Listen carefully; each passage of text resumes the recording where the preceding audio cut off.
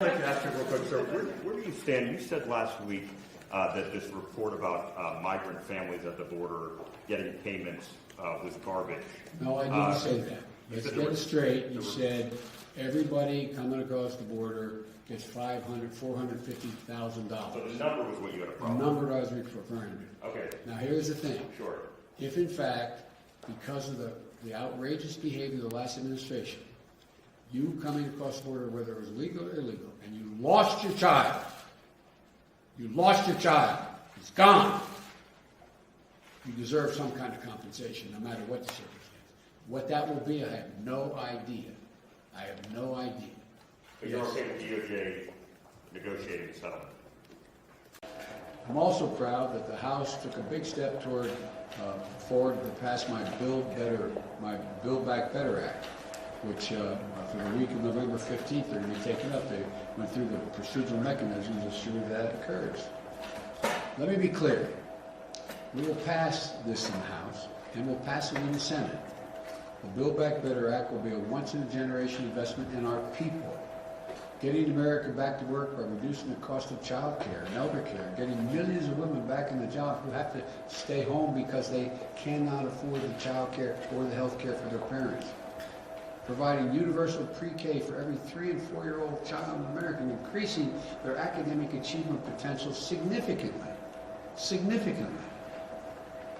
making health care more affordable, lowering prescription drug costs, tax cuts for working people in the middle class so that folks have just a little, I know you're tired of hearing me saying, my dad used to always say, as a middle class guy, we just need a little breathing room. It's going to reduce child poverty in this country, by the way, by 50%. We're already on track to do that with the child tax credit we passed in our last piece of legislation. And this bill is fiscally responsible. That's a fancy way of saying it's fully paid for. It doesn't raise the deficit by a single penny. And it actually reduces the deficit, according to leading economists in this country, over the long term. And it's paid for by making sure that the wealthiest Americans, the biggest corporations, begin to pay their fair share. Again, you've heard me say it 100 times. Why should 40 or 55 corporations made over $40 billion in the last couple of years, why should they pay zero in tax?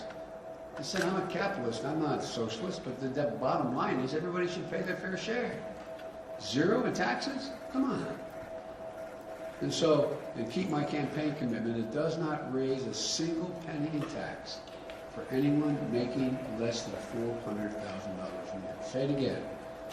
Folks, no matter what they tell you, you're going to find out. This will not affect your taxes one little bit, and you may having to pay a penny more if you make less than $400,000 a year. Independent experts have concluded that these bills are the highest value investments that we can make to grow the economy. It's going to create millions of jobs, increase productivity and wages, and reduce costs, and generate significant and historic economic growth. Again, the press is here, the poor people have to follow me all the time. They've heard me say this a lot. We got out of the blue a couple of weeks ago a letter from 17 Nobel Prize winners in economics, and they determined that it will ease inflationary pressures, not create them, ease them, ease those pressures. And for the economy, it recognizes that we face an inflection point.